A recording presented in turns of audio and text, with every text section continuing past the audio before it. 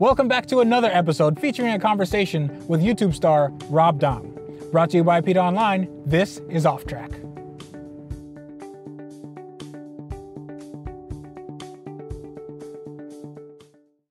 Obviously you get a lot of views on your Diablo videos.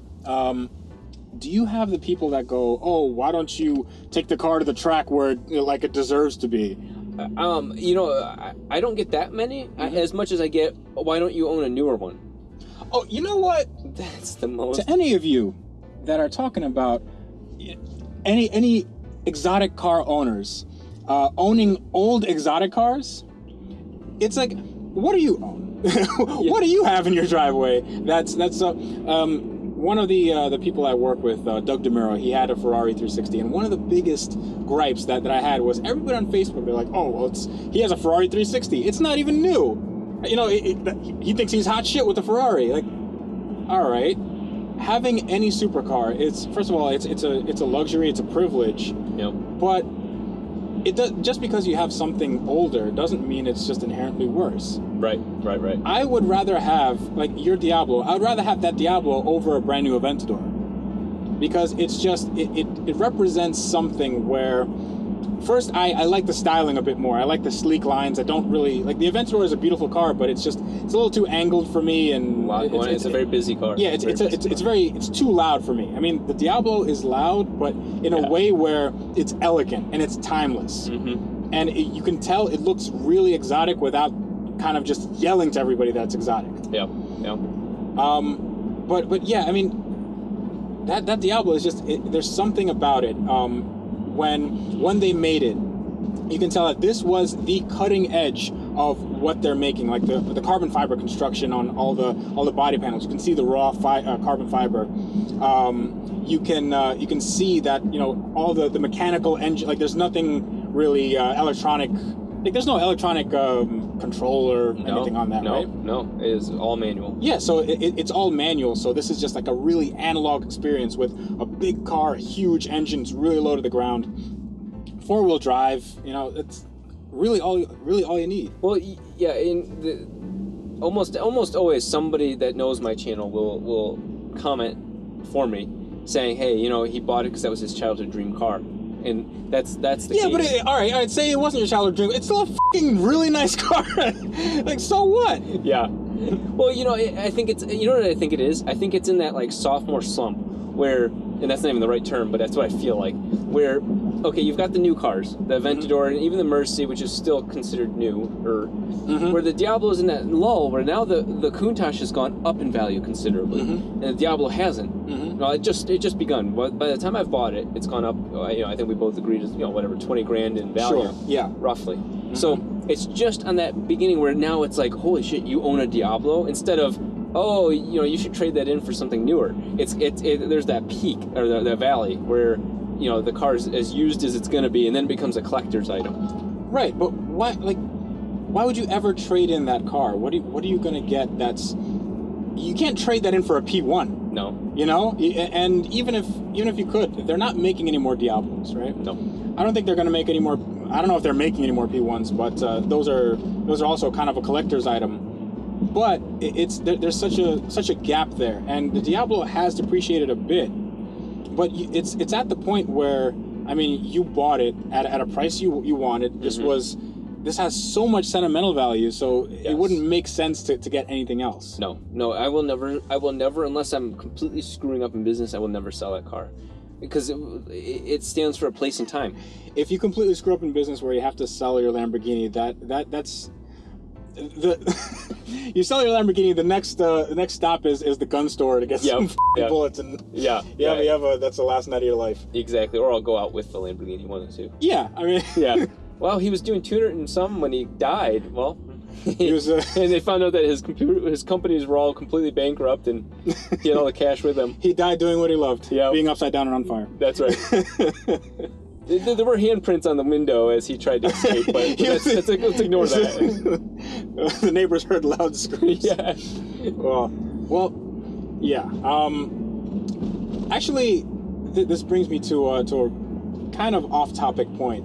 You know the new Hellcat? Yes. The new Hellcat has 707 horsepower. Yeah. You can lease a Hellcat for $700. No. $700 a month. That's $1 a horsepower.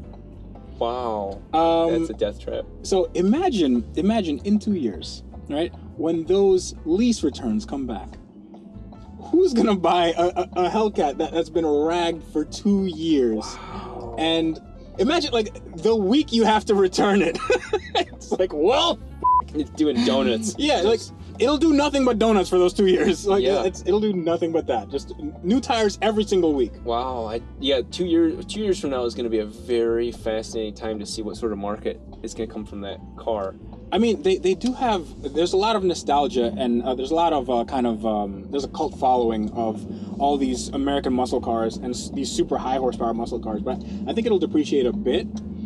But it's just kind of insane that you can get a 700 horsepower anything now. Yeah. Especially a car that's accessible and looks like it has 4 doors and it can seat 5 people, has air conditioning and yeah, all the. That's not like say 10 years ago, right? 10 years ago, what car had 700 horsepower stock?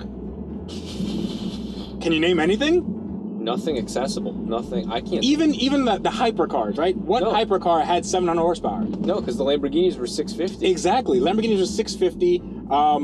Pagani's first like C12, the Zonda C12 had like 394. Then they went up to like 550, I believe. Nothing had 700 horsepower, and now you can get that in a Dodge Charger. Yeah, actually, that's one of the 3 cars I sat in at the auto show when I was there. I was like, you know what, I need to sit in this, because I just driven a friend's... it's not bad. No, I just driven a friend's Challenger, RT. Right. And, you know, it's exactly what I expected it to be. You know, big, lumbering, fun, but American. By the way, check out these. Look how huge these things are. They're like, I don't want the front windshield to work. Right, yeah, it's just dinner trays. One of my friends, he said, this would cover the entirety of my Volkswagen Beetle's windshield. It's like just everything. Yeah, those are huge. And look how much real estate is taken up by this and like just a small little window here. Yeah, it's cute. Yeah, this whole vehicle, I'm rather impressed, because I was working for Ford at the time that they launched this. Right. And I thought it was a joke. I thought it was like a goofy, fake type of car. You know, I always told my wife, if I ever consider buying a minivan, I want you to kill me. Yes.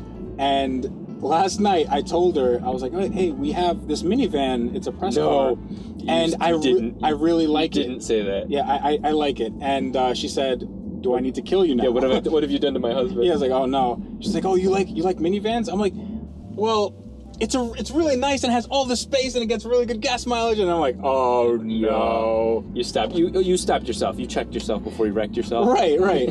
But I still love this car. This car is really good. I mean, as an alternative to an SUV. Yes. It has small tires that are replaced easily. It's great in the snow. Absolutely phenomenal. I mean, we took it to open fields and we ragged the shit out of it, and the traction control was amazing. We didn't get stuck once, and this is Detroit, so they didn't plow. They don't care. Yeah.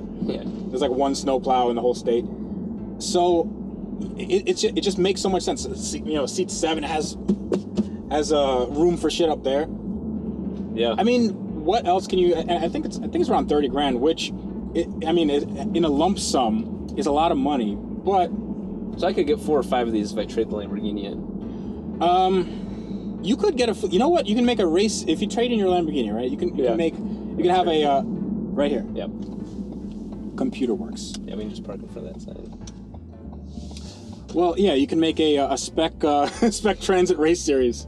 Actually, the shop that's working on the RX-7, they actually did make a spec a Hot Wheels Transit Connect. No way. Yeah, no way. I'll show you that in a sec. All right, so I think that's a good time to end. Yeah. I really enjoyed our talk, and thank you so much for taking the time out to do this. Let's do it again soon. If you're in New Jersey, let's get together, and I'll show you some of my cars. That sounds like a plan. Rob Dahm has a great YouTube channel. Link in the description below. You can check it out. I'll link to it as best I can, and that's it. I mean, Rob, do you want to plug anything? Anything you're working on?